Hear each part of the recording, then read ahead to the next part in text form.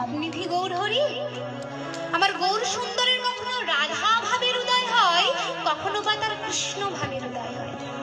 তাই তো মহাজন বললেন, যে গৌর সুন্দর ওই ভালো করে চেয়ে দেখো, যে গৌর সুন্দর আমাদের মাঝে এসে অবতীর্ণ হয়েছেন, ভালো করে চেয়ে দেখো ওই সুরধনের কিনারা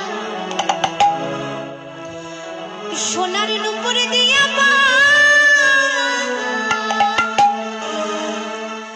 দেখো নাচে আমার গৌরা। সুরধনের কিনারা